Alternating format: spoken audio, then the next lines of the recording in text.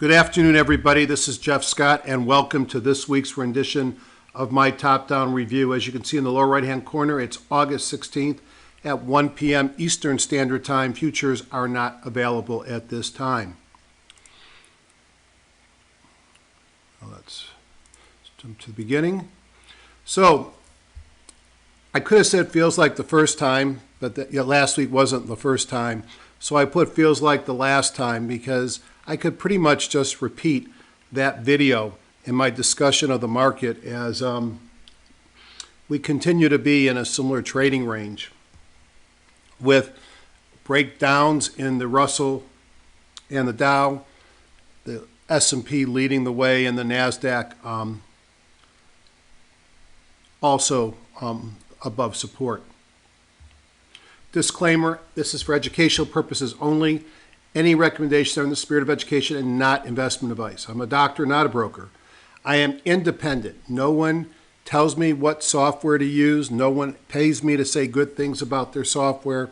I have paid for everything that I use, including HGSI, including EdgeRater, including John's Indicators, including TradeStation.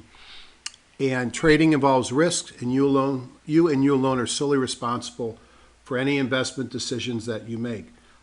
Many of you are aware that I've started a new series called Chart of the Week, and we'll talk about those in detail again today. But remember, this is all in the spirit of education, and they should not be construed as investment advice. You are at your own risk if you take trades, and trading involves risk, and just assume you will lose money. Always start with sort of my wall of thanks to the folks that I've learned so much from. I started with the basis of Cancelim, and Cancelim by O'Neill certainly was improved for me by the work of Morales and Catcher and Ian Woodward and Ron Brown, sort of the godfathers of HGSI investing. I've supplemented that with some of the things I learned from Alexander Elder, position sizing from Van Tharp, volume price analysis from Anna Cooling, and then comparative relative strength from Thomas Dorsey down here. What I really was looking for, in addition to a knowledge base, was additional tools that could help me find signals of when to take sells, perhaps when to close them, how to scan the market. And I won't say I stumbled upon John, because I've been a fan of John Persons for a decade, but read his books, did some of his education, and bought his indicators. And as people know, I've been talking a lot about his indicators of late. I decided to come out of the box and tell you some of the secrets that I have. I've been such a proponent of HGSI, and none of that has changed. In fact, I'll be introducing HGSI to a lot of John choosers as well. But I really felt that what was missing in HGSI was some of the real-time signals of when to take a trade, not just what stock to trade. And Ron's done excellent work with his VPA analysis and his tools that he uses. And I found that John's stuff has been sort of my helper. And what's nice is Ron spends a lot of time in Thinkorswim, so he's not just HGSI, and with his VPA world. And I spend my time in TradeStation in addition to HGSI, as well as Thinkorswim, but I use John's stuff specifically in TradeStation. I have a lot of programs. Everybody who's been here knows that. What I really need is a real-time platform, and I can use either TradeStation or Thinkorswim. I think TradeStation offers distinct advantages, but at a price. Genesis is perhaps my favorite platform for charting, but it's expensive. It's not provided by a broker. You need to have interfaces to your broker.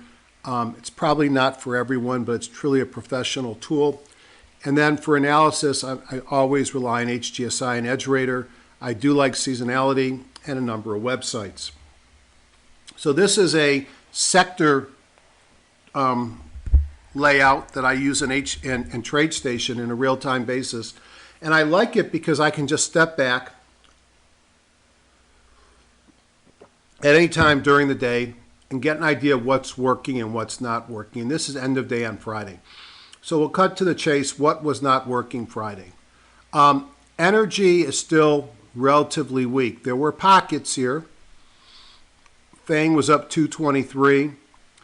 I think they were mentioned in IBD, but I didn't think it was a very favorable recommendation. They talked about how they keep selling stock. Overall, the XLE was mixed. The healthcare, especially the biotech, you could see biotech was weak. I know John and I go back and forth on biotech. I'm certainly long-term more bullish than John is, but you can't argue with the fact that several of these stocks have come down quite a bit. Kite got hammered this week on concern that a patient in a trial may have died. Newsflash, when you do experiments, investigational drug clinical trials on patients who have failed every option, who are on their deathbed, they die. And I came from that world, but clearly you don't want to be owning a stock when Wall Street thinks there's a problem with the drug. Other things that were weak besides biotech is gold miners had some run earlier in the week. They were weak at the end of the week. Home builders were mixed on Friday. They had some strength during the week, especially DHI. Overall in the week, Lennar was strong. REITs remained strong. We'll talk about our pick of the week, Cone, and how it did. And casinos were up and down and weak on the end of the week. So a little bit of what I see in the market from a high-level view is just looking at this sector picture. If I look in Thinkorswim at the major markets, and we'll look at this where it's probably easier to see, but this up in the left-hand corner is the E-minis. You could see this is the 200-day moving average. And once again, the E-minis traded down to the 200 and bounced. I put in this little bit of a wedge because it's almost if we're bouncing back and forth in this wedge, and we'll see whether we break above or below that. Here is the NQs. You can see the NQs are stronger, bouncing off the 50 here. The TFs, hopefully what once was support at the 200 does not become resistance. They had a death cross here, the 50 below the 200 on the Russell futures. And here is the Dow futures up in the upper right-hand corner. Again, has support turned into resistance, and they too had a had a death cross rather back here with the 50 below the 200.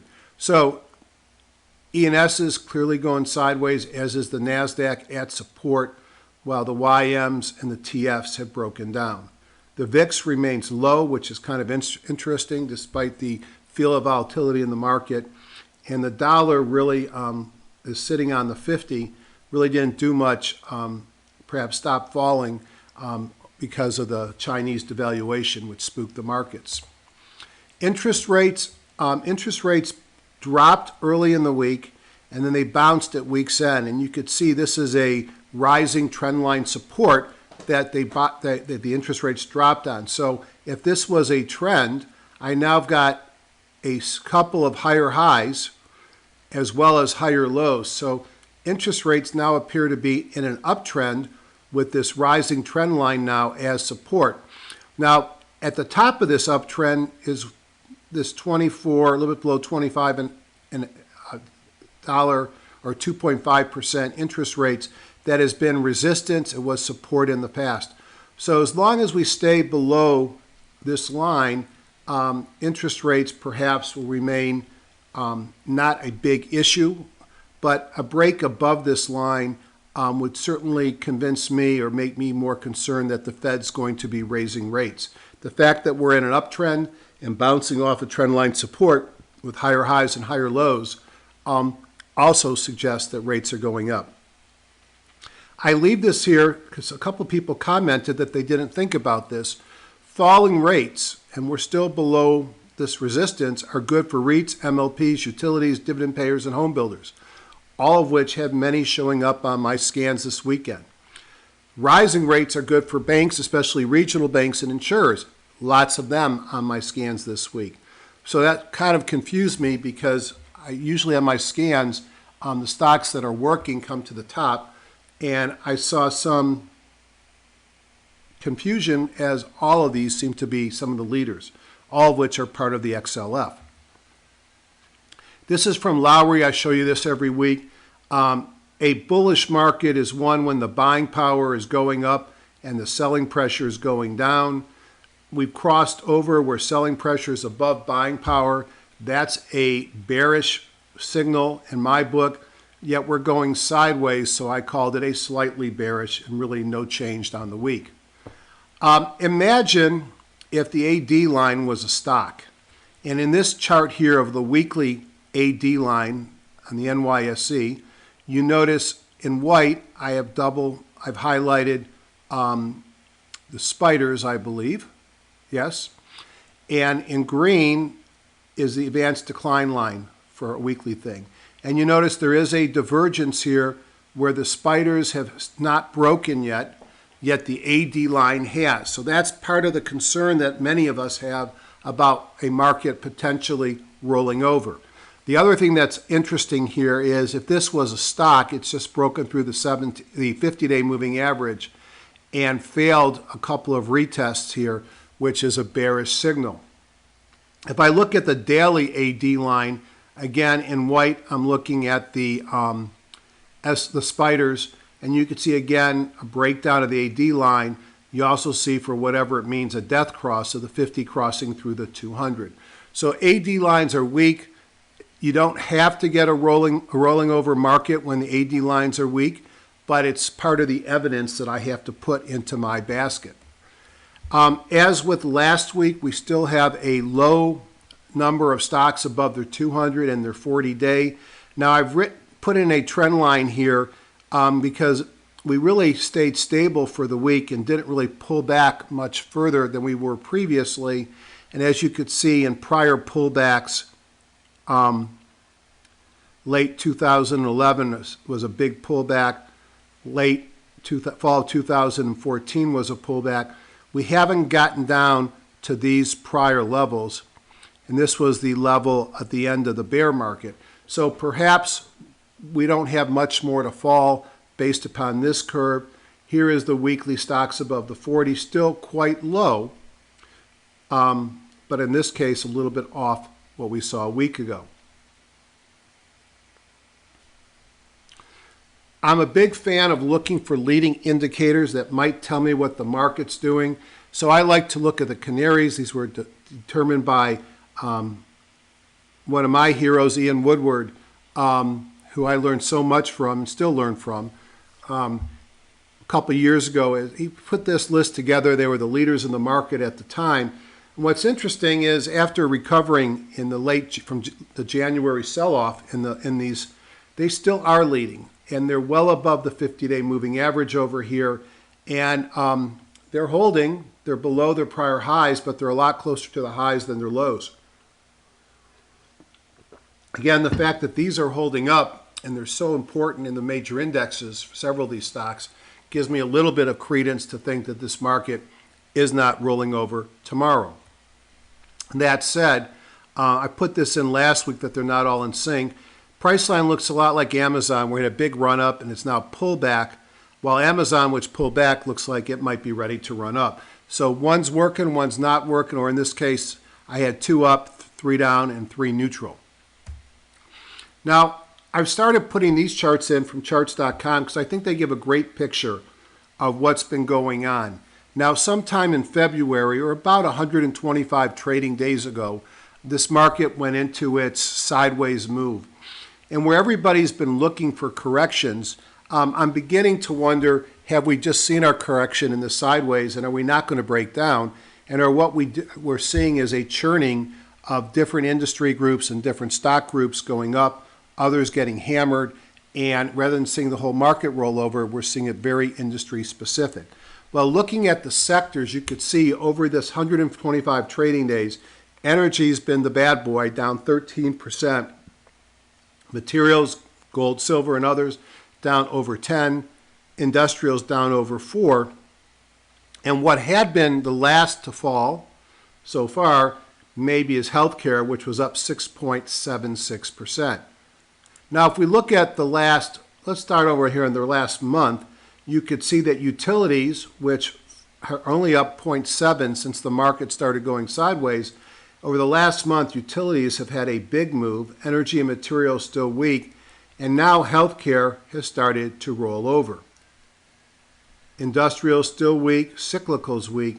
So what's working over the last month has been utilities and financials and consumer staples. And if we look over the last week, we started to see a bounce off the bottom on energy, and the utilities continue to do well. Now, these charts, if you find them useful, are free charts found on stockcharts.com. I can reproduce them with lines in HGSI and other programs. I kind of like how it's displayed here. It's a lot easier to see which is which. If I look at the indexes over the last month, you could see the Russell's been the leader to the downside, down over 4%. The Dow down 2.78, then the NYSE down 1.5, and the NASDAQ has been down minus 0.46, and the S&P down is minus 0.38. So they've been the leaders. Last week, the NYSE and the NASDAQ led to the downside. So this is the same thing I put in last week. Last week I said we were at a likely place to bounce here. We had the bounce, but we've come back to retest. I think we also continue in a place where it wouldn't surprise me to see a bounce. Continue to say August is okay for equities, but September is tough. I'd even use the word ugly. Certainly we're concerned that on the Dow and the Russell, old support starting to be resistance. And we'll continue, I believe, to see some element of sector rotation. And as I put here, by far, it is not a time to go all in. Longer term, I still think we're topping. I think there'll be a lot more stuff about interest rate rises over the next few weeks. Economic strength versus the rising interest environment are likely to determine what happens with the market. And last week I said we were waiting for the next shoe to drop, and in yellow, as Greece resolves, we got hit with a China currency devaluation, which was the next shoe that dropped and certainly put some negativity into this market.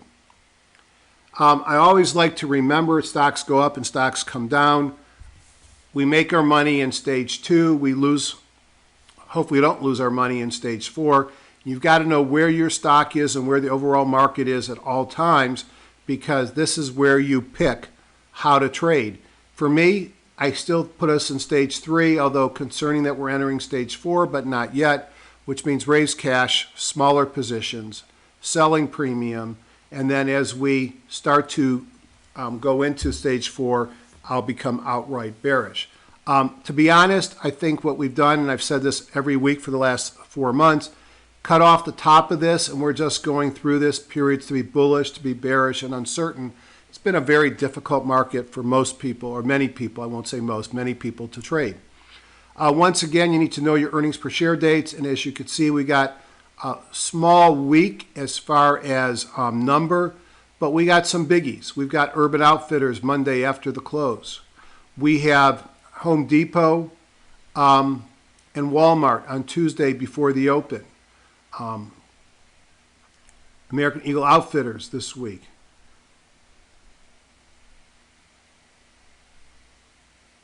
Bunch of solar stocks this week. You can see what's there. So it looks like we got some retail to come, some solars, and a little bit of technology. Over here are the big economic releases. I mean, there'll be stuff that may affect home builders. The CPI has been a non-issue for a long time. God forbid when we come out and we pop above this. If we have surprises to the upside, it'll be more reason to raise rates quicker. Probably a big event will be 2 o'clock on the 19th, which is when the Fed minutes will be read or reviewed, and that will give us some sense of the feeling about the September rate hike, continuing claims, and leading indicators, and natural gas and crude inventory. So a number of things that matter. As this is one of my favorite quotes that I came up with. It's a judgment call to hold stocks over earnings dates. It's bad judgment to not know when your stock's earnings date is scheduled. So last week on my chart of the week, number 2, I can't believe it. I actually beat the first one if you look at percent return. The first week was AMSG. Review the prior videos to see how that one did. Here's Cone, C-O-N-E. I picked a REIT for a number of reasons, especially since I had a lot of REITs show up on my review. And one of the advantages of top-down investing is you want to be buying things when that industry group is going up. Now, interestingly, it wasn't going up as of a week ago. It was sort of flat, but a lot had showed up in my review suggesting to me that that might happen. Why did I pick this stock? It's simple. 3.6% dividend yield, earnings per share turning positive here, so it's a turnaround stock, box 7, with big returns. Except for the weekly bongo, everything here is green up above. It was in a squeeze going back for about 6 weeks. It had a mobile breakout from that squeeze on Friday. It had a bullish engulfing pattern on Friday here at a confluence of the moving averages. It was minimally above the 200-day moving average, which I would hope act as support if I was wrong. OBV in this chart is heading up, and it had a kahuna. I have a scan in HGSI that looks for stocks in longer-term uptrends that have pulled back to free parking, which is the 50-day moving average, and have a kahuna. This chart showed up on that scan. That's one of my favorite scans. Now, the thing that concerned me about it at the time was when I looked at my trade station indicators, you can see mine were all bullish down here. I was in a daily sell. But what I said was I figured that we would take out, I have a slight understanding of how John's buys and sells are calculated, and I sort of assumed that any trade above the close on Friday, I would get a buy signal come in. So I decided to put a buy if it takes out the prior high at $30.81. I would place my initial stop at $29.15, which was the lowest low in the last 10 bars or so, and near the prior last conditional change. I was risking $1.66 if I bought it close to this price, which was about 5.3%. So I could go up to 30 or a little bit, 31 or a little bit higher and still be within my risk tolerance. I assume if I can risk $2,000 per trade, I could buy about 1,200 shares. And typically I'll take a one-to-one target on a stock and say if I'm risking 166, let's say I buy it at about 30.90 rather, then I should be able to get it to 32.50, and at that point consider taking partial profits and raising my stop to break even. Again, as I discussed on last week's video, I was a little bit concerned that I was in a person sell signal, but I was pretty convinced that was going to change. Well, here's the move that we got. I purchased near the open. I'll show you more exactly in a few seconds. The stock was up 11.4% from the open on Monday to the close, and you could have gotten higher returns on options. You'll notice that we're green all up on here. We're now at the high jump bar is up at the top, so this is a place where I'm going to look for reasons to sell if I'm in it. Whoops. And but I want to look for candlesticks that suggest I need to sell, because right now this is a giant move off of a stock that was squeezing for a month and a half, breaking above the 50-day moving average. What a beautiful play, multiple pocket pivots. We had a follow-up kahuna on Monday. This was a great trade. I know several of you took it because I got a lot of thanks on the emails. Here's my trade. As expected, you can't see it well here. It's under the white line. I got a buy signal at the open on Monday. I decided to take a single direction option play and bought a call.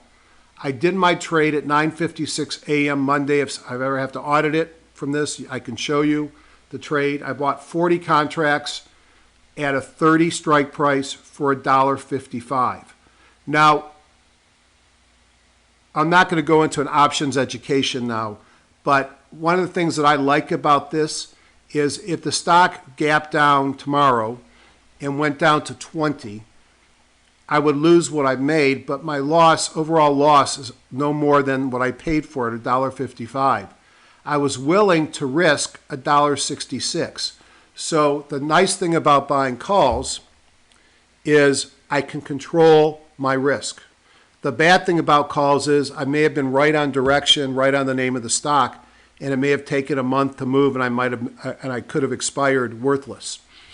The price at close was $34.61 on the stock, $34.70 in another place I look at. Regardless, if I give myself no time value, the contract's worth $4.65. I paid $1.55. That's 3-to-1 or a 200% return in 5 days. Return on stock would have been 12%. As I said, based upon emails, I was not the only one to take the trade. This was a picture of when the trade was taken, and you'll notice that here's cone. Price at the time, it bumped up to 31.18, so it was already up 37 cents. And to me, this was an anomaly because the bid was $1.35 on the calls, September 30 calls, and the ask was $1.70. What does that mean? It means that all the stock has to do is get through 30 plus 135 or 31.35 by September 15th for me to make money if I bought it at the bid. It would have to get through 31.70 if I bought it at the ask. I put in sort of what I did here is I said, well, there's 35 cents between the two. I'm going to take somewhere in the middle and say I'll put in a bid at 155. I did not expect to get filled. I didn't chase it. I put my bid, went on with my day. I got lucky because there's not a lot of volume. And of course, I have the other thing, which is I still got to get out of my options. And sometimes it's tough to get out at a decent price when they're not very liquid. Little comments about options versus stock. The low trade of the week was $1.55. I'm lucky because that was me. Not a lot of contracts. Again, very thin option, which has a problem, all right? Stock, it's easier to get in or out of. Stops are simpler, I think, to manage in a stock. Look at a low liquidity option is too gappy to really know where to put my stops. I need to have equity or a margin account with a lot of equity to take the trade, and the risk is limited to my stop unless there's a gap down. So for the same trade, I would have had to buy 4,000 shares at $31 a share. That's about where it was. 124,000. I would have gained on the week 14,400 on the stock, which is a 12% return. On the option, I had to have my account already set up for options. Stops can be more challenging. I mean, now it's sort of simple where I'll put my stop. I'll just figure out where the price is that I want to get out. Risk is limited to the premium paid. At this point, I got a lot of profits in there, but I can never lose more than $1.55. But here's the power of leverage. I didn't pay $124,000 for this trade. I paid $6,200. Assume a 4.7 closing price on these options. The value of my calls is now $18,800. My gain in 5 days was $12,600 and 200%. So the advantage of the option, leverage, leverage, leverage, leverage, leverage. Limited loss to the strike price because I'm buying a call. The downside of the option is timing. The downside is the low volume. It was hard to get in. It may be impossible to get out at a decent price. I may be forced to hold this longer than I want to hold it to get a decent price out. Leverage is great, and in this case, the option worked for me. So, last comment about charts of the week. They're presented for education purposes only. Trading, especially options, carries substantial risk of loss. I do not warrant any expectation of return, and I may or may not already have a position in stocks presented. I plan on taking the trades if they execute so I can discuss on the following session, and I am doing this not to provide stock tips, but to openly discuss how I take the trade, why I chose a specific stock or option strategy, and where I'm planning taking profits or placing stops. I've done this twice. between AMSG and Cone, I have had beginner's luck, and it is highly unlikely that each week will turn out this way. Tonight's agenda, as usually, market review, top-down analysis, bottoms-up, and sometime in about an hour from now, we'll look at my chart of the week. Oh yeah, last thing, there are a number of live meetings to make you aware of, October 16th to 18th. This is a very inexpensive meeting. This will be mostly George Lee. I've been invited to speak. Gil Morales has been invited. He told me he should be able to come. And hopefully David McMullen will be there. I believe it's about $400 for 2 days, 2.5 days of education. Holiday Inn in Santa Ana by John Wayne Airport is the location. One of my favorite meetings of the year is the October Palos Verdes meeting with Ron Brown and Ian Woodward. Gil Morales will be there. Often there's other guests and people from the audience like Fred Richards. Sometimes myself will speak. Unfortunately, I have a wedding that weekend in Philadelphia, and if I want to maintain 100% of my assets and not lose 50% in one bear divorce, and it would be a bear, I'm not coming to PV. October 31st to November 2nd, John Person's holding his fall seminar in Palm Beach Gardens, a beautiful location, and I will be speaking a little bit there. I'm not sure how much. Hopefully see you next year in Florida at one of my meetings, or even October, November at some of the meetings that I just told you about. So let's look at last week. Last week was a tough week for growth stock investors. So first thing is, you can see there's more black than red, but if we look at the the red, we see that the IBD 50 was down 0.7, the HGS 100 was down 0.3. My buys, interestingly, 2/3 of them were up, but they were down overall 0.26%. The S&P 500 from Friday to Friday was up 0.28.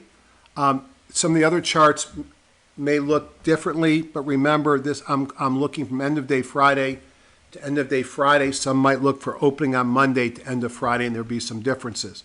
What was working? Well, box 1s, 2s, and 7s. This is a large stock list that I put together, and then I just look at those that are box 1, 2, and 7. Interestingly, they were up 0.36%. Those are all high growth stocks with lots of growth potential. Bible gap ups, 8 out of 10 wins just by buying the Bible gap ups on Friday. Up 12% on the week in 10 stocks. That's pretty damn impressive. Here's one of my favorite scans, pull back to the 50 with a kahuna. I'd say this is also impressive. In a down week, 8 out of 9 were winners. Average return 3.72%. Squeezing potential PSAR reversal to the upside. 7 out of 8 winners, 1.54%.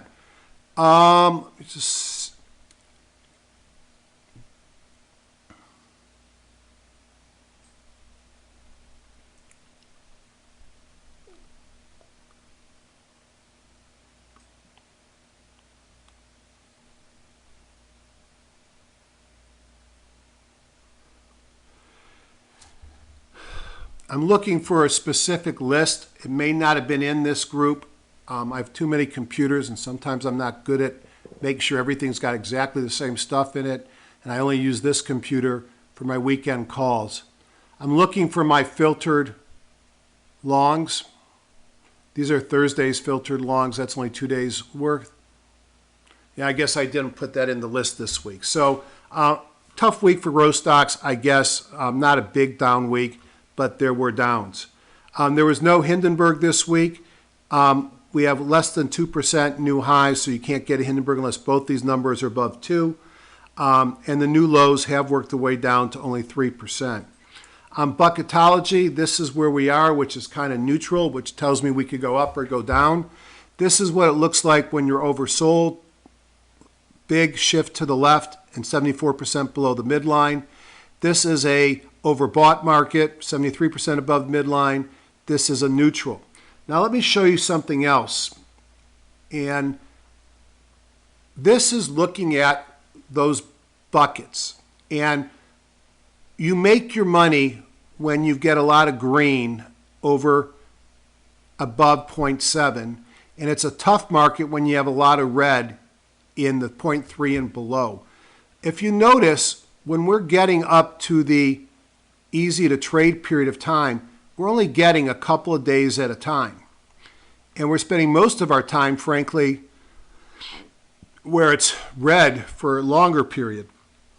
This is a challenging market without much in the way of trends. Let's go back a year. Here's October of 2014. Notice this very wide area of strength. This is when the market is really humming and becoming increasingly overbought. Down here, and even down here, you had long periods of bullish behavior in the market. So it's not just that this market is not going up, it's going sideways rather. You're not getting any long periods of time where it's easy to trade. Another way to look at this would be Ian's indicator, and you could see here that we remain in a chop with a bearish tint, and you don't see any great periods of green going back to March. Now again, going back to that last year period of time, notice in October, November, the strength of the market. Here we were in December, year-end rally. Here we were in February. And we haven't seen that kind of a run in quite some time. I can make money whether the market goes up or goes down. It's a lot tougher to make money when the market's going all over the place and not any consistent trend. From a seasonality, we can see that for the next month, there are some stocks that have a high percentage of seasonality in their favor for the month, for the next 30 days. You could see who those stocks are here, as well as up-down ratios. To make it a little clearer, I looked at just stocks that have more than 8 years up and less than 3 years down. And here are some of the winners. Acacia Research, 11 out of 12 years, 20% return. PRO, 8 out of 8 years up, 16% return. Salesforce, 9 out of 11 years, 15% return. And so on and so forth.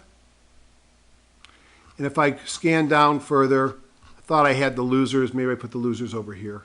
There weren't a whole lot of losers. These were some of the ones that underperform, and none of them were really came out and killed me here. What's interesting, though, is let me show you this. Although we can be bearish on the market here and say this isn't necessarily a good period of time, these are all short ETFs. So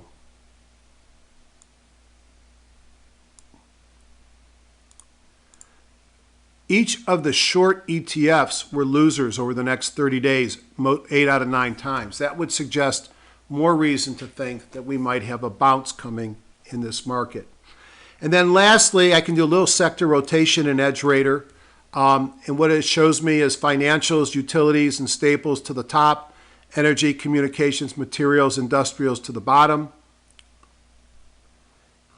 If I look at what cement, building subcontractors, environmental engineering, building maintenance services, what's not working, minings, engine transmission, apparel, footwell, metals, non-residential building construction, biofuels, coal, etc.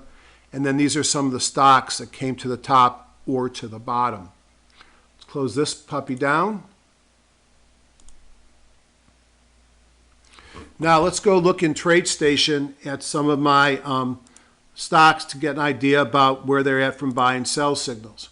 I may or may not continue to use the elder signals. I think I get most of what I need from John's stuff and from looking at charts, but I'm going to keep using them for now. So when I look at these charts, these are sort of my market barometer charts.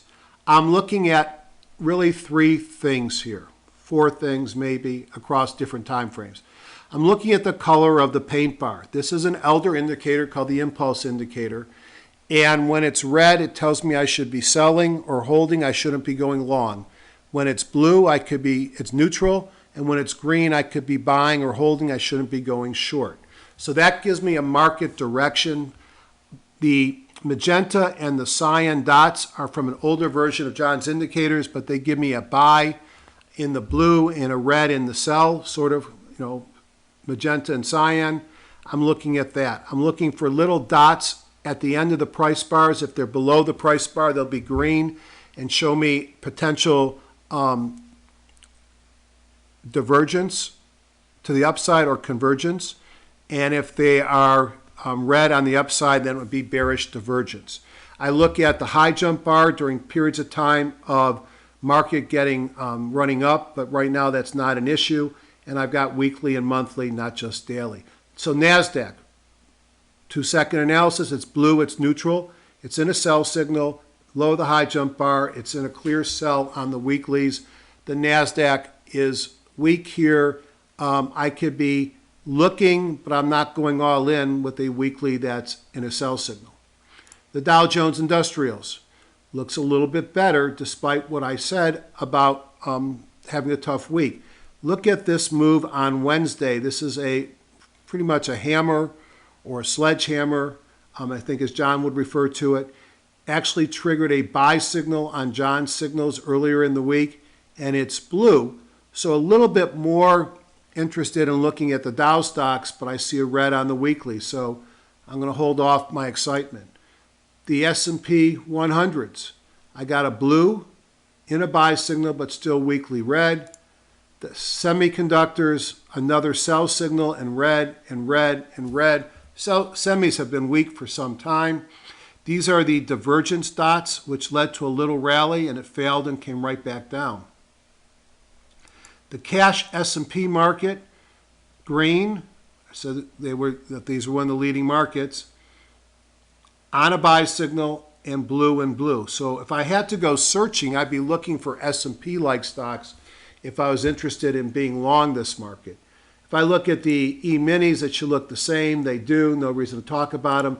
The NASDAQ 100 might look a little different than the NASDAQ because now you're looking at just those big stocks, so blue and red on the NASDAQ, but on the NASDAQ 100, which is more the larger stocks, actually is a little bit healthier looking, still in a person sell, but we got blue on the weekly where it was red on the overall NASDAQ. The Russell has been hammered, but you can see it's got concerns about divergences or convergence in this case. Why would it be convergence? We're making lower lows and higher lows on the MACD histogram, and that could be a sign of reduced participation in the sell-off. Still careful down here. We are in a sell signal, and we got red on the weekly. The IWMs should look similar, and they do. The diamonds should look like the Dow, buy signal in blue, but weekly red. And the Qs should look like the NASDAQ 100. You got blue and blue, but still in a sell signal. I can't say anything except to say I don't see anything that says to run out and buy this market, but I have enough confusion with blue and reds in the same index that I'm looking for things perhaps to change as the week goes by. Quickly look at my sectors. Materials. In a buy signal, blue and blue, red on the monthly. So are they starting to break out after having a many-month pullback? Energy actually looks pretty good compared to the indexes. It's in a person buy. It's blue on elder. It's got divergent or convergences, bullish convergence on the weekly, but still weak on the monthly. Finances. In a buy signal, green, blue here, green there. Actually looks as healthy as anything. And REITs, regional banks, insurance companies are all parts of XLF, as are the big money banks. But the ones I mentioned first are the ones that I saw some strength in. Industrials, buy signal, green and blue. It's interesting, the sectors actually look better than some of the indexes. It may be that these sectors, ETFs, though, are made up of larger stocks.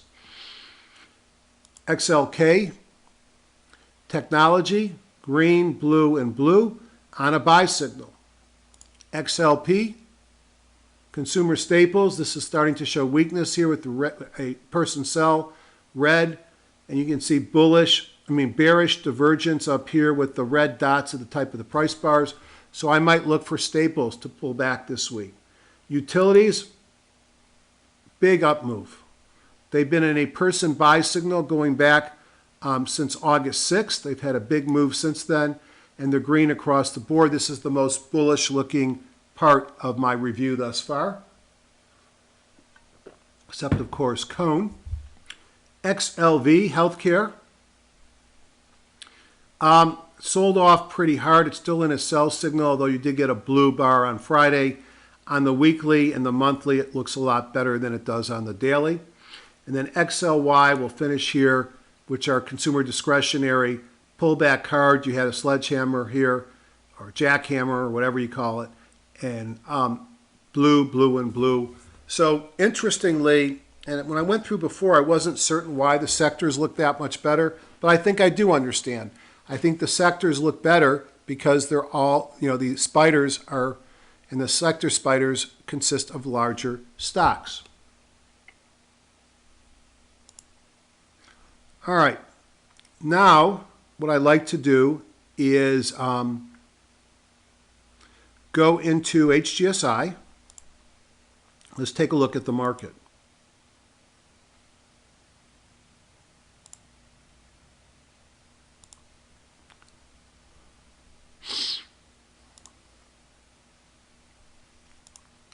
So I'm going to go into Major Markets Plus. and go top-down view, which is all price and volume heavily weighted to the last trading day. And what I see is small caps and mid caps leading the way. Oil commodities at the bottom. I can see that big stocks are in the middle and that semiconductors are still bad, as is NASDAQ 100, bottom of the list. Volatility is down. So let's take a look at some of these. I don't believe we had any kahunas on the indexes on Friday. So these are the markings from last time. I don't change them from week to week. Let me go into this view here.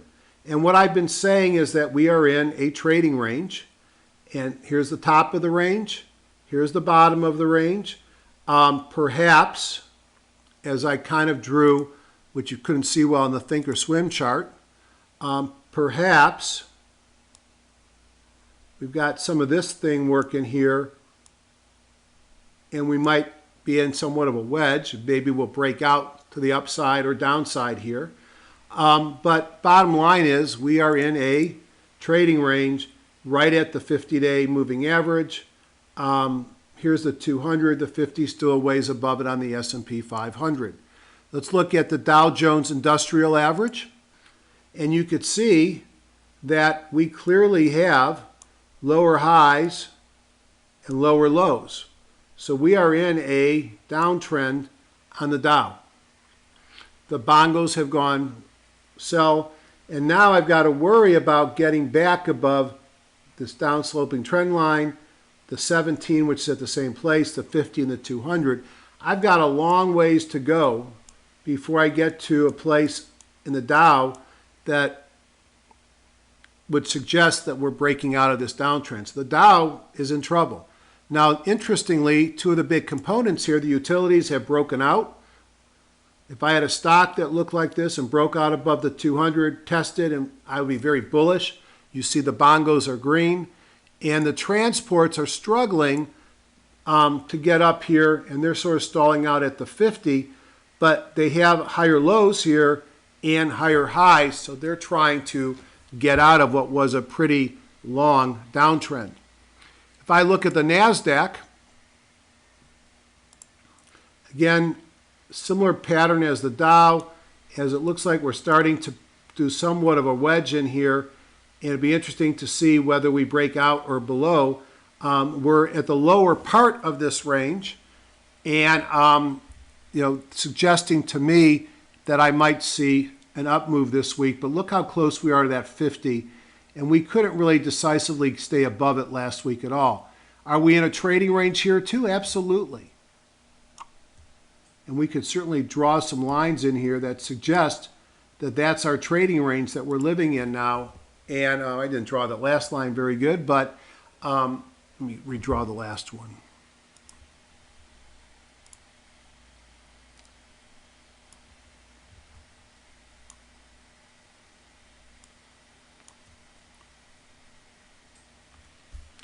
but we're in the lower half, so maybe we'll get some. Oh, this is 1500. I'm sorry. Let's put the NASDAQ on.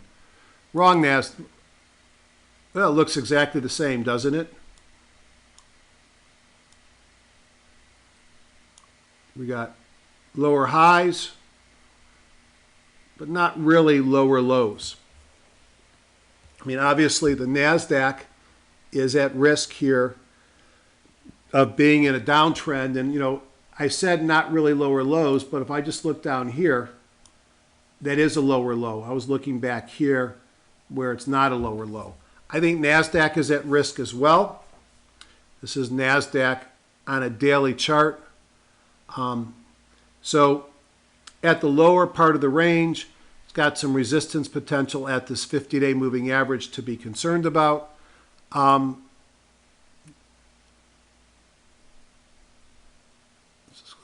the NASDAQ 100, which is what the NQ is.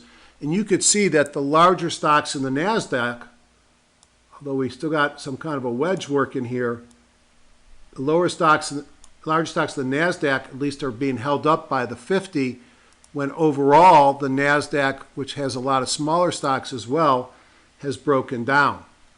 And then if I look at the Russell 2000,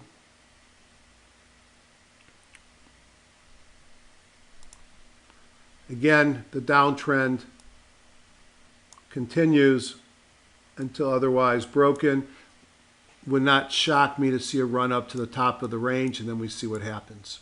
So I've now looked at the major indices. You feeling better about the market yet? I'm not. The best thing I could say is most of the stocks are the lower part of their range, and it wouldn't be surprising to see it move up. But then that prior support turns into resistance, and the NASDAQ looks like it's in a downtrend, even though the NASDAQ 100 is not there. Clearly, the Dow's in a downtrend, and the Russell is. Not a time to be all in. You hear me? Not a time to be all in this market. Let's look at other things. Let's look at the dollar.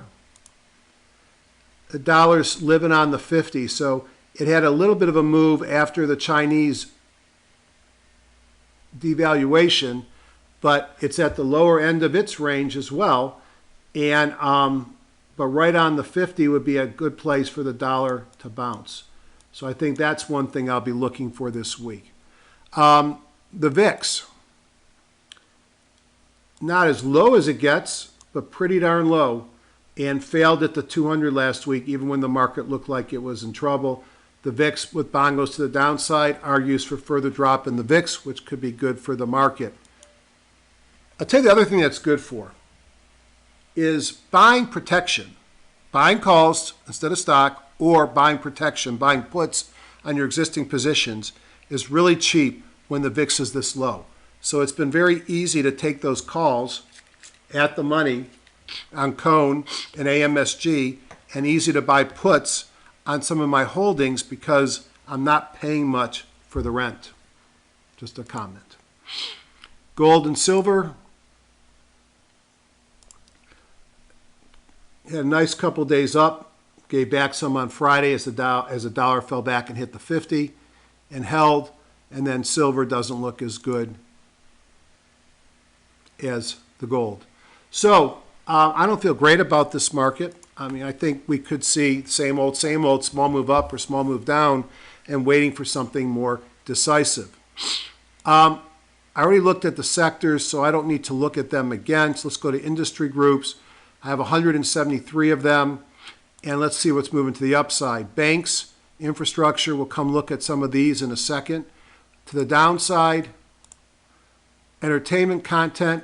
You know, a lot of these companies have had some issues related to whether content's going to be divided up by the cable and satellite companies. Casinos been up and down, very much tied to Macau. And restaurants, again, up and down depending on the restaurant. So looking at this, all's rosy in the market, and maybe this tells me the market's going to move up. So very quickly, banks are little banks. There were a number of these banks that I liked and made it to my buy list. This is a very typical story of what I saw. Let me put it on my pictures, my charts. Kahuna's Everything green up here, mobile breakout out of a squeeze in a consolidating position, pays a dividend. This is U.S. Bancorp. This may not be one of the ones I picked, but it's a similar pattern. For newbies, let me very quickly walk you through this very messy chart. These are my technicals. I've got two timing indicators, the bongos and the force, which are all green there. The top of the two sets are the long-term, the bottom of the two sets. So this is a long-term bongo, a weekly bongo, and then a daily bongo, a 13-day force and a 2-day force. In an uptrend, the longer-term one is green, and when pullbacks in an uptrend, I look for a quick turn to red for the shorter term. That's a way to scan for stocks that are pulling back. It's also a quick way to see if I'm in an uptrend. In the center there, where there's some yellow, that's accumulation distribution, A, B, C, D, E. C is yellow, A and B are different shades of green, and D and E are shades of red.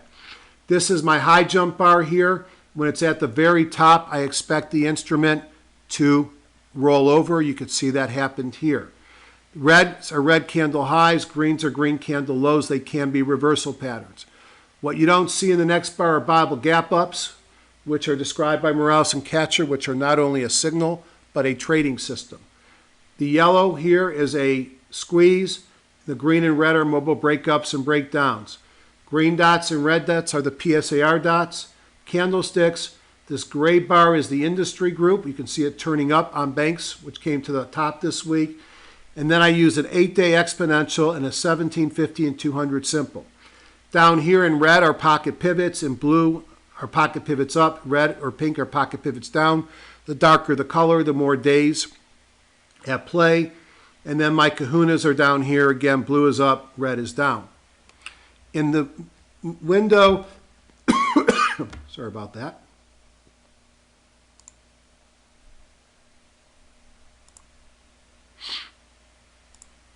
Here is my on-balance volume with a moving average. And then the green here are called Eurekas. These are the follow-through days for the bulls. And the Phoenixes are the follow-through days for the bears, sort of like the O'Neill follow-through days. So this is typical sideways motion on a bank stock industry group coming up. Lots of bullish activity. I passed on this one. SunTrust, same story, pull back to the 50. This is interesting, a couple kahunas in a row. A break out here would take out the PSAR, give this a get on a trade plane. Not a lot of earnings per share growth. BB&T. So let me just do a couple things. CSL, that's not one, hold on. CSFL. This was one of my favorite charts in the bunch. This is Center State Banks. I know nothing about the fundamentals, okay? We are clearly in an uptrend. Pull back to the 50.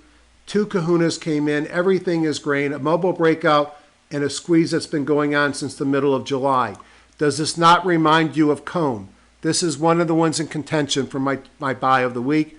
Look at the earnings per share growth, small dividend, growing much faster than its multiple. Something's got to give. And I think the give is the stock price that's going higher. You could also look at a regional bank ETF called KRE, which has sold off pretty hard, but did have a kahuna come in Friday. It would be nice to have a break above the 50. It's still in a downtrend, but these are a lot of regional banks in the top list. Pick your poison. I'm not going to go through all of them. Infrastructure software, believe it or not, Microsoft had a big upgrade this week. And I look at the chart, all green, looks good, sort of in the middle of its range. Don't love the earnings per share growth, small dividend. I'm not a fan of Microsoft. I don't understand their new business model, giving me Windows 10 for free, although I do thank you for that, Mr. Microsoft.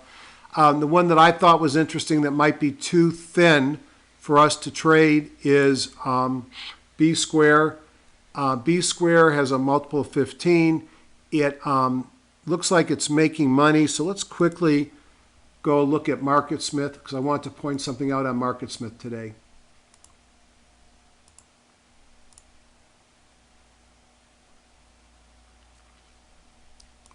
MarketSmith has a beta version. You want to get the beta version. The beta version, the charts are in HTML5. They're not in Silverlight. And to me, it's worked much better with a lot less problems than the Silverlight version. If you have Windows 10, you almost have no choice. So I think it's BSQ, BSQR.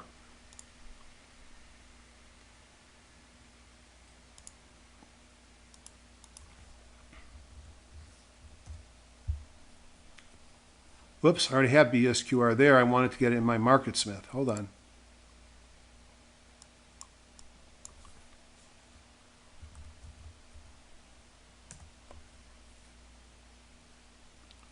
So here's B squared.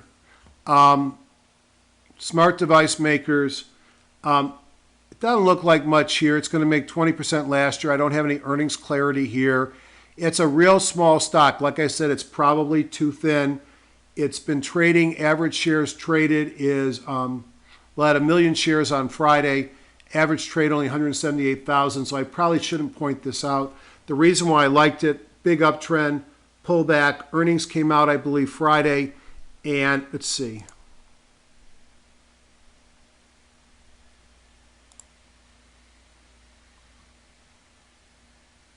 Earnings came out Friday, or Thursday night before Friday, and you could see the stock had a big move with a kahuna, a mobile breakout from a squeeze, and a Bible gap up. I'm bothered by the thinness. I love the pattern.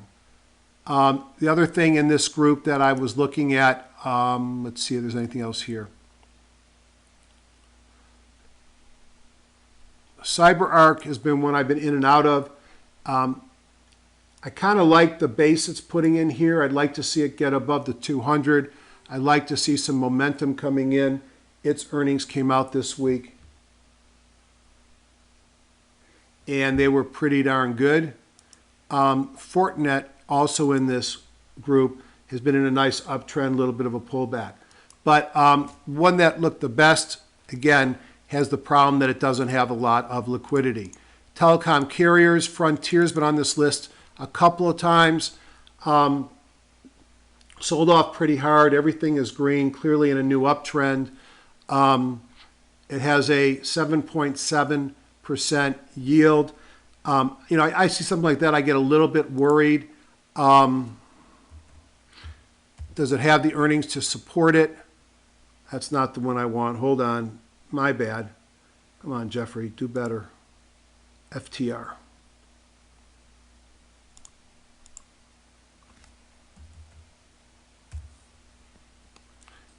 It's not a whole lot of earnings.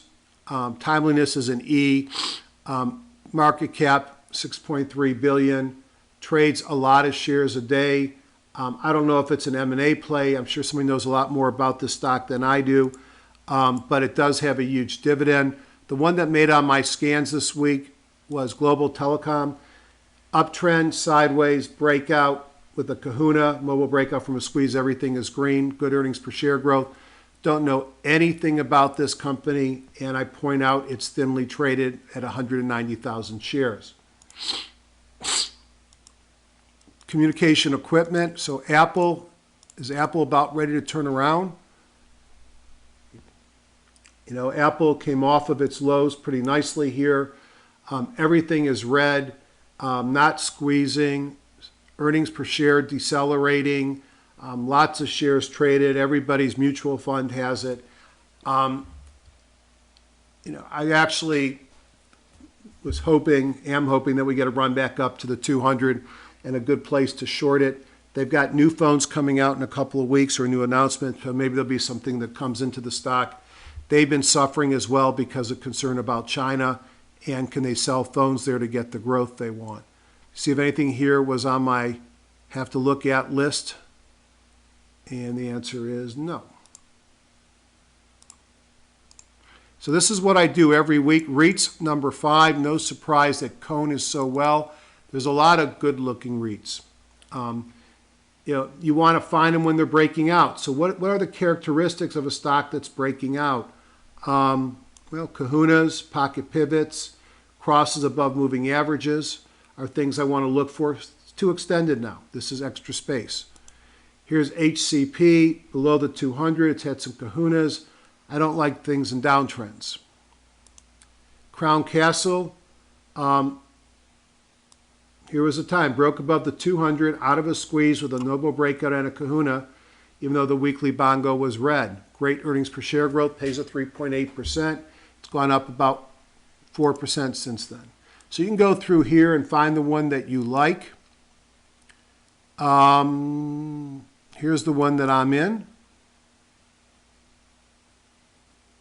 And why did we buy it? Mobile breakout from a squeeze that had been going on for a while. The bongo weekly was red, everything else was green. Pocket pivots and kahunas and rising OBV. That's my pattern, and I'm sticking to it. Internet media. So Facebook kind of looks like the Canaries chart. I hope I didn't just show you the Facebook chart, but anyways, sideways action. I think it goes higher from here. I'm a big fan. I've got a big position. Therefore, I'm in love with it, so don't listen to me.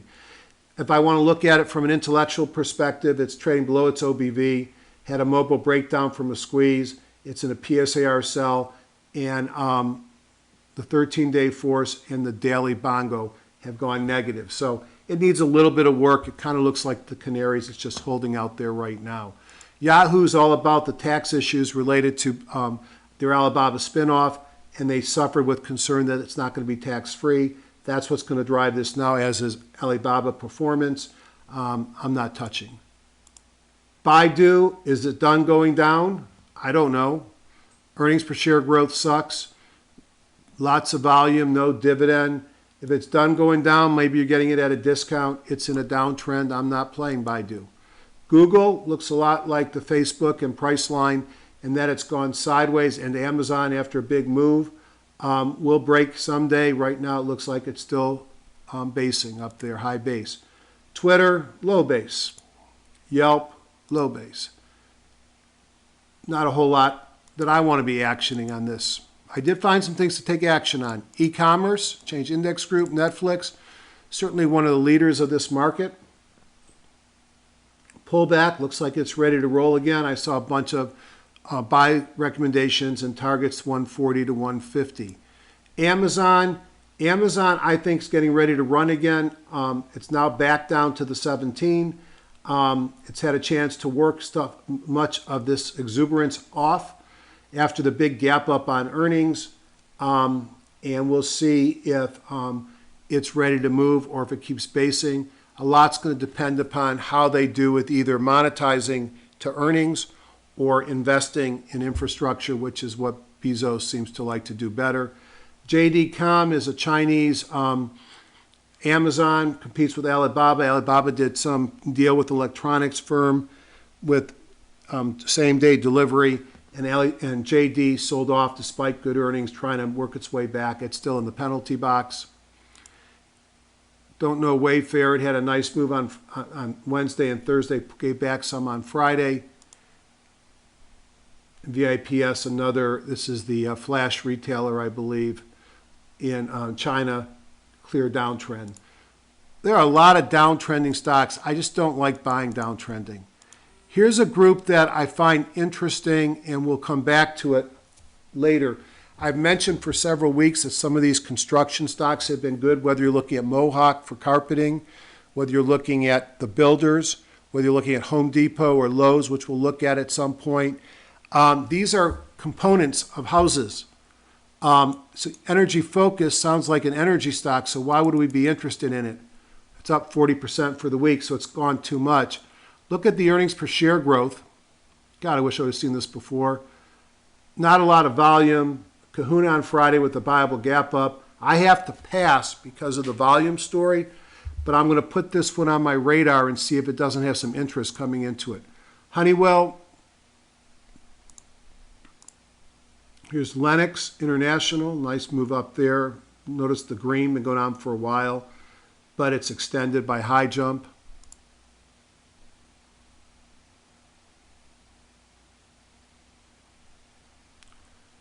A lot of these commercial and residential building supply companies looked interesting. Home builders, same story. I now have a position in DHI. I actually decided to take profits on my Lennar, but to keep my exposure without causing pain for my tax accountant, I went into DHI instead, which I thought had a little bit better earnings power short term than Lennar. Clearly breaking out. Question is whether it will break out to higher highs or will it pull back into congestion. This is D.R. Horton. There's Pulte. And here's Lennar, which had been a leader. And I just thought that the DHR looked a little bit better, had a little bit better earnings per share growth short term. But home builders look good. In apparel footwear, I like Hanesbrands a lot. That was one of my favorite stocks this week as well. Don't know why looking at this chart. What was I thinking? Is there a different?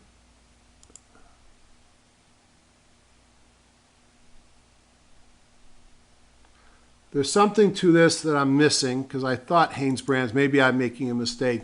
One that I did like, and hopefully it still looks like I think it's supposed to look, is Oxford Industry. And oh, maybe it's Hanes Celestial that I like. And this is another one that's up for consideration for my chart of the week. We've got a fairly long period of a squeeze. If I take out this period, a really long period of time. Mobile breakout on Friday, pocket pivot in Kahuna, breaking off of the 50. Everything's green. Not much in the way of earnings per share growth short term. I didn't look at the earnings on OXM, so let's see what OXM looks like fundamentally.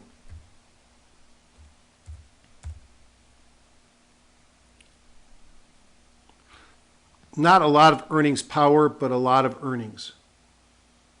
And you could see that MarketSmith has filled it in on its and puts a target up here of over $100. So we'll be coming back to look at that one again, I'm certain. So I've gone through the top 10. Let me put up my buy list so I comment on a couple other stocks and then go to the ones that I want to concentrate on to pick our stock of the week.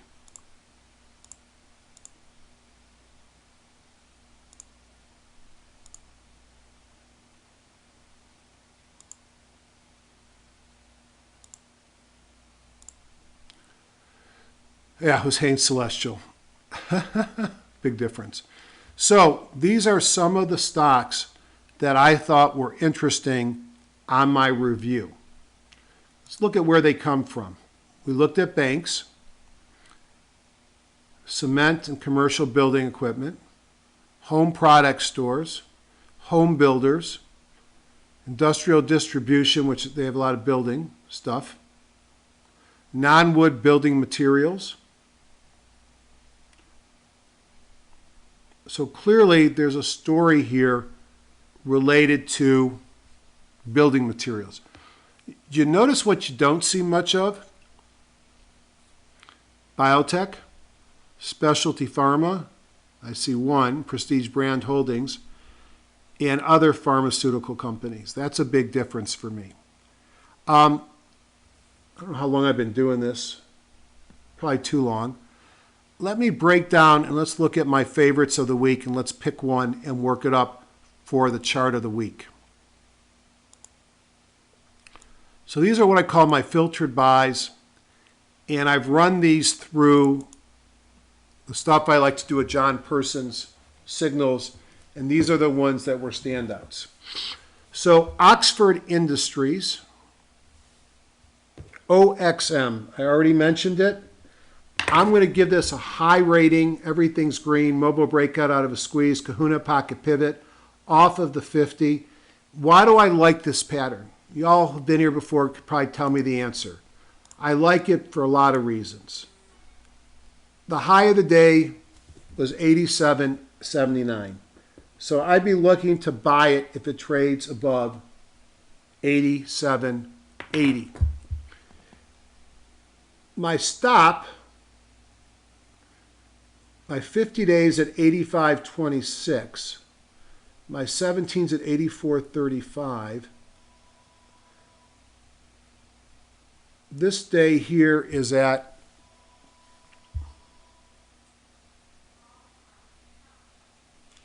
$80.50. That's a little long. So I would probably set my stop at the bottom of this day here. and that low is 82.06. I'm going to stop this for a second and answer that call. Okay, I'm back. So I'd probably look at the last 10 bars or so. Probably put my low at the bottom of this one, which would be 82. So that's about a 6% range. My buy at 87.80, my stop at 82. So I'm risking 580, which is right around maybe about 7%. All right, so that's one that I'm going to think about. The reason I like it is, as said, breaking out off of the 50-day moving average, good support in a squeeze with lots of buy signals. Salesforce.com. I've never totally understood the valuation on this stock. It's starting to make money, going sideways, pocket pivot, kahuna, mobile breakout from a squeeze, mostly green up here. Technology's been weak, so I'll probably skip this one. Don't like the earnings growth, love the pattern, great volume. Here's that Center State Banks. Let's do a quick workup on this one of what I would be looking at if I went into this. So I'd probably look for it to trade above the PSAR dot. So I'd put my buy at 14.30.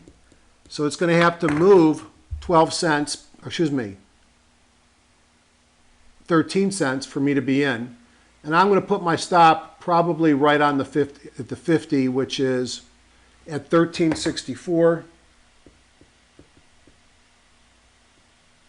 So I'm risking 66 cents, which is about 5% or less. I like that. And again, everything's green, mobile breakout from a long squeeze, clearly long-term uptrend, 2 kahunas in a row, good earnings per share, nice pattern. Columbia Banking System, this was another choice in the same group. I'm going to stick with the one we just looked at. This is almost the exact same pattern. This one's closer to break out to a new high, but they both look good in the banks. Here's another one, another option, East-West Bancorp. All the same basic pattern, all getting ready to break out to new highs. Premier is in the healthcare services space. I'm not going to pick this one because healthcare right now is out of favor. They own a GPO, which is a business that I once was in, which is a cash cow business. They've done a number of recent acquisitions. I've got really good support down here around 35. So I'm only going to risk 4 or 5% if I come in here. I don't like this day. We'll come back and watch this. I like this a lot, but I'm not going to put my chart of the week reputation on the line for Premier.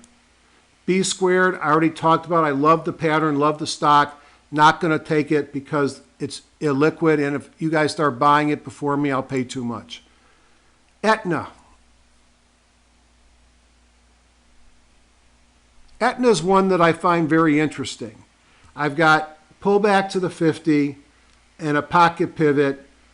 No kahuna, which doesn't really mean anything except I'm probably not going to take it. Not much in the way of earnings per share growth. This has been a great mover this year. There's some M&A activity going on. I like where it's at, but I'm not going to add it to my chart of the week list. Here's an MLP. Again, it's in the energy, so it's been all over the place. Wasn't an uptrend, rolled over. It looks like it's reversed here. On the weekly, it's right at the PSAR dot. On the daily, it broke above the 50, mostly green. It's in a squeeze. One I may buy for my portfolio, but not going to be my chart of the week pick. Carlisle, this is another one I'm considering, CSL. CSL, clear uptrend, coming off the 50, right below the PSAR dot. Had a kahuna on Thursday, about to take out the PSAR. It's been in a squeeze for the most of the last 2.5 months. Multiple 24, growth rates a lot higher, small dividend in a great space, breaking out new high on the group. I like this one a lot. So let's just work this puppy up. CSL. I would buy it at close above the, take out that PSAR dot. So I'd buy it at 103.70. My stop would be, if I want to be safe, I could put my stop at the low of this bar, say $100.10, $100.05, which is less than a 4% risk. But why would I want to be in this stock if I took out this low? I could put my stop at the 50, but I want to give myself a little bit of breathing room. I love the pattern. Basing from an uptrend, kahuna, mobile breakout from a squeeze, everything turning green. All I need is a PSAR reversal. All right, what's the next stock on this list? Pool Corp. I mean, I could add this one too if I wanted to. Pool remodelers and builders, retail stores. It's been going sideways for a long time. It's been here before with kahunas. It hasn't broke out, so I'm going to pass. Brunswick, pool tables and other recreational. Industry group is down here, too low. And if I was looking at another REIT, I got to include this one too, ARE. So let's look at it on a weekly. Been an uptrend since December 13th until April. Sold off from April until now. Problem with this stock is it's expensive. It had a PSA reversal, pocket pivot, a kahuna, a mobile breakout out of a squeeze on Friday, mostly green up above. Great earnings per share growth. So ARE, let's just look at the parameters and whether or not I can get into it at a fair risk. So I'm going to take it out if it trades above the high of Friday, which was 93.86. So I'd buy is about 93.90. I'd put my stop probably at that PSAR dot, which is below these recent lows, which is 90.79. So I put it at 90.75. I'm risking 315, which is less than 4%. So that's 4 candidates that I'm going to have to choose from.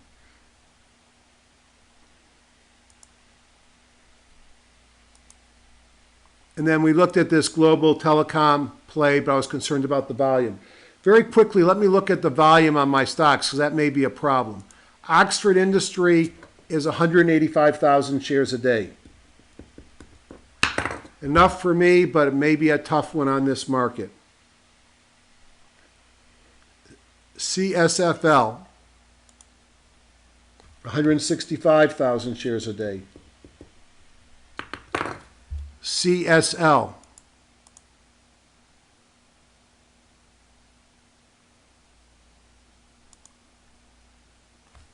closer to 300,000 shares a day.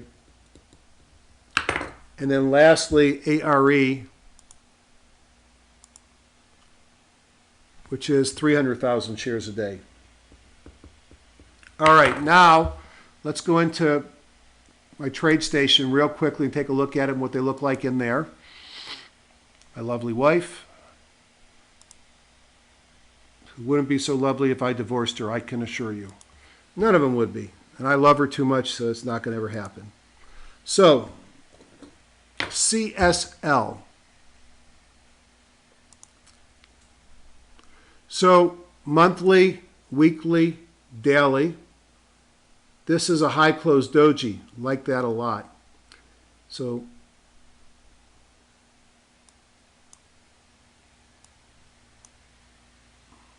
all right.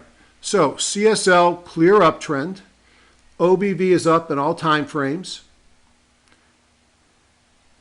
A little bit of a pullback on the weekly.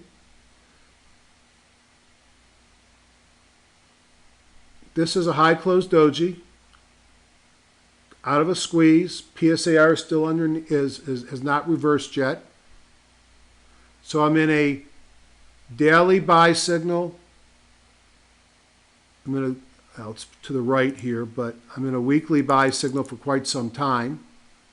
I'm in a monthly buy signal. So CSL is very buyable. My only concern might be, well, the volume's 300,000, so I like Carlisle. We're going to come back to that. High close doji is a buying system, trading system in itself.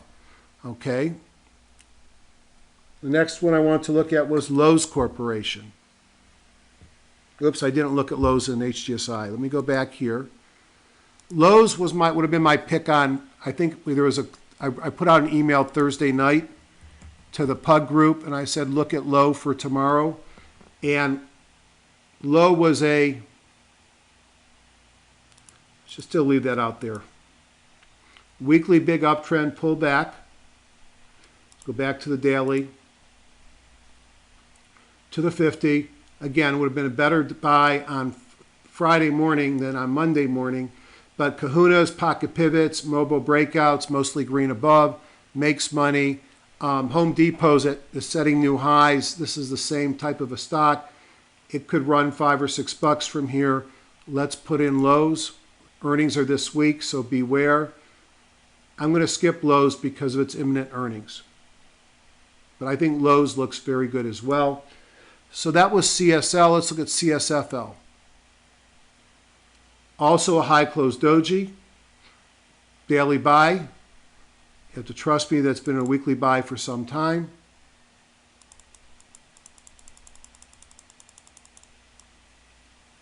Really some time, the entire year. In a squeeze. Nice longer term uptrend. So CSFL looks very nice. ARE, Alexandria, another high close doji. All my signals are firing. OBV's heading up. Daily and a weekly. God, I hate to have two REITs in a row. Totally different REITs, though.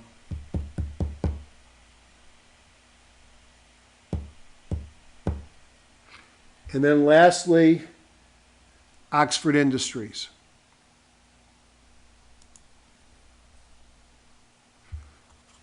Got a daily buy, weekly buy, OBV heading up. Man, this is tough. This is tough. I hate to give you two, let alone three. What am I going to do? What am I going to do? I can buy all three in my portfolio, but that's probably not fair for you.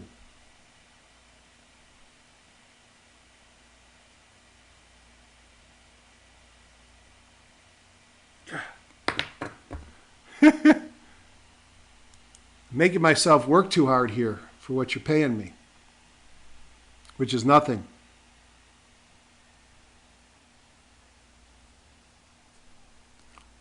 I want bank exposure. So let's pull out my little notepad.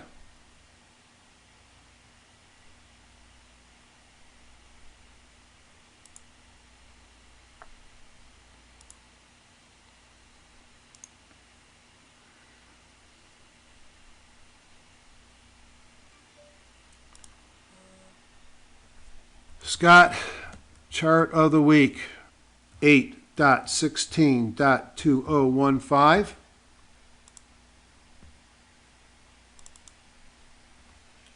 And we're going to pick CSFL. I'm going to pick probably two. So on CSFL,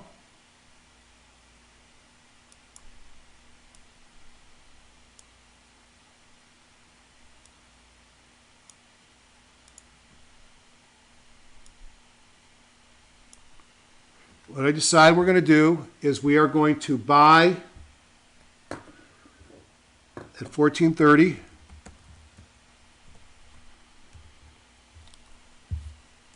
Put our stop at 1360. Is that what I decided? Yep. You notice this thing here is called the last conditional change. It's 1359. So I'm going to set my stop at 1359. I'm risking 0.71 cents. Risk is about 5%. Buy I'm going to buy shares, if I can risk is 2,000, then I could buy 2,000 divided by 0.71, probably about 2,800 shares. I better do the real math. God forbid you guys actually do what I say and I say something wrong. Remember, this is educational only. So if I do 2,000 divided by my risk of 0.71 is 2,800 shares plus a little bit.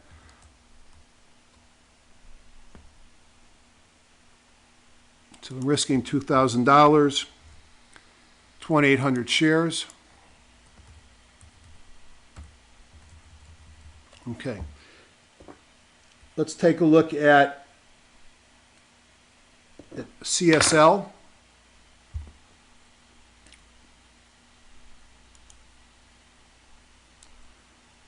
Which I like a lot. I liked all of these, to be honest.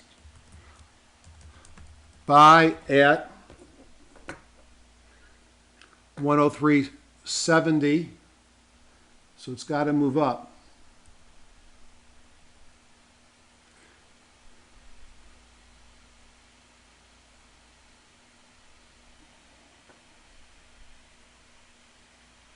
Now I'm looking at this and I'm seeing that's a high close doji. I take that trade at the open. So I'm going to put buy 103.40.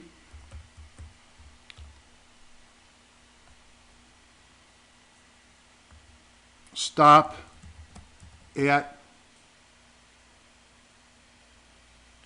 and I'm going to go down and stop it at the last conditional change here, which is 99.60 or 100. No, I'll stop it at 136, which is this bar right here. God, it's too close. All right, I'm going to stop it at 99.60. So 103.40 minus 99.60 equals, so I'm risking $3.80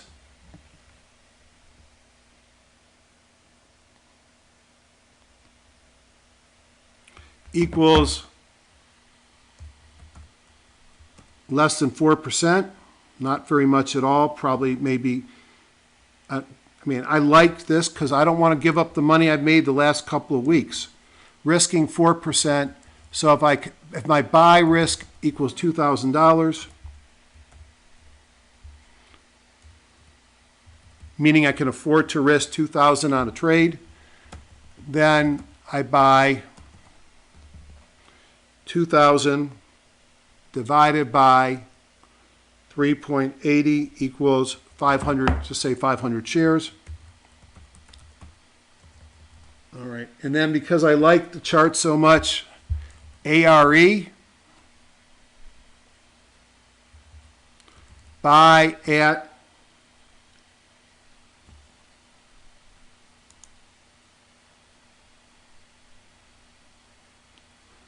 93.90. I think that's where the PSAR dot was.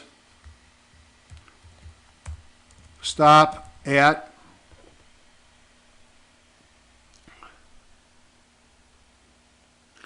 I'm going to stop it below that last conditional change at 90.75.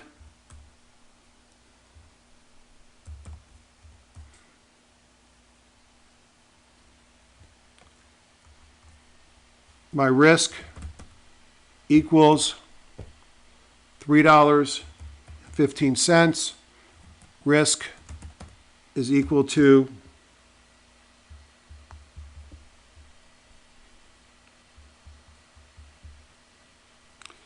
3.3%.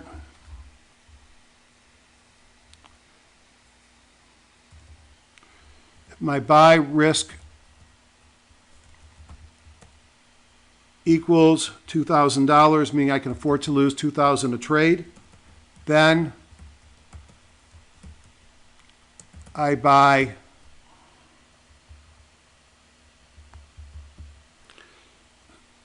round figure 600 shares. So these, note, 1, demonstration only. 2, assumes market conditions do not have substantial change, i.e., the market opens up down a lot, why would I buy these? This is at your risk, not mine. I may or may not decide to take these positions. Now I want to save this so I don't files, save as, put in my Dropbox.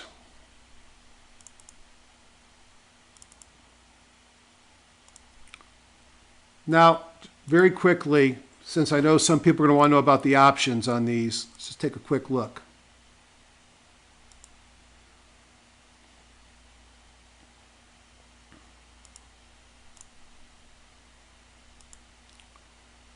So first one I want to look at is CSFL. As you notice, there's like no volume on options. This is going to be a stock pick.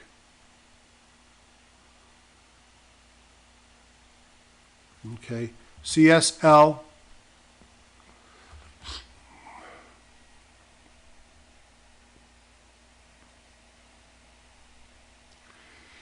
CSL, you could buy a September option for probably about 170 at 105, so you have to get to 106.70 to break even. Again, probably buying stock. The price may keep it away from most of you, which is why I had the CFL. Alexandria Equities, I'm not sure why I'd want to buy a high dividend as an option. 95. Now, no volume. It's hard to buy these. These are all stock trades. That's a problem with the liquidity of these. But I've got 3 different potential trades at 3 different price points. I think the CSFL, let's just look at it one more time. Looking at the options price and realizing no one's going to buy ARE or CSL, just look at CSFL and make sure that's the one that's going to be of the week. Here we have it. By default, the chart of the week for the week beginning August 17th, 2015 for the HGSI High Growth Stock Doc is CSFL Center State Banks. And the recommendations that I'm going to be looking at are buy at 1430, sell at 1359 as a stop, risking 5%, and taking 2,800 shares, since on my portfolio I'm allowed to lose up to 2,000 per position. And I am pointing out it has got liquidity issues. So you might want to find something else like perhaps a Regions Finance or a Key Bank, which are much more liquid small stocks, or even look at the KRE, which is the ETF. But I'm going to try and play CSFL, and I'm going to know if there's a big volume day on Monday that I'm not the only one that took that trade. So on that note, I think I'm going to say goodbye, and we'll look at this sheet next week and see how we did. But again, things are worth what you pay for them, and you're not paying me anything. So this is for educational purposes only. Have a great week, everybody, and we'll talk to you soon. Oh, before you go, let me just show you this. 3 different scans. I put in all securities. I go under my name in HGSI, and I look up PSAR reversals, close set of squeeze. Center State Banks, Columbia Banks, bunch of banks here. Let me put them on raw combo ranking. 5 below, Carlisle Corp. This is one of my favorite scans, and what it's scanning for are stocks like CSL that you're in a squeeze and the price is right below the PSAR dot. Scan number 2, pullback, Kahuna Force up above the 200 within 1% of free parking. That's my pullback to the 50.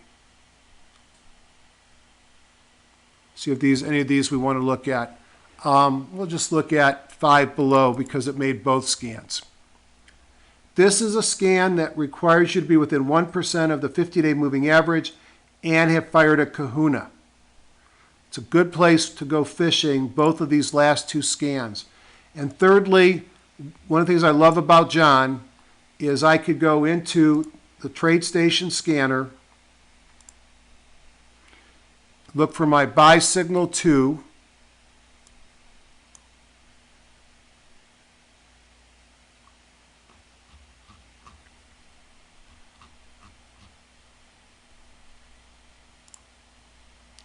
and find stocks that are having a buy signal off of support. This one didn't run this one this week. Did I run this set? So let's just look at HMSY. It's right on monthly pivot support. Okay, you can see it's the whole month. And I got a buy signal on monthly pivot support. Second week, monthly pivot support is right there. So these are stocks that have buys or sells at support or resistance. Let's see if this one ran today. So here's Visa. Here's a buy signal off of monthly support. So I want to find different types of scans that give me buy signals off of support, which implies a pullback to support.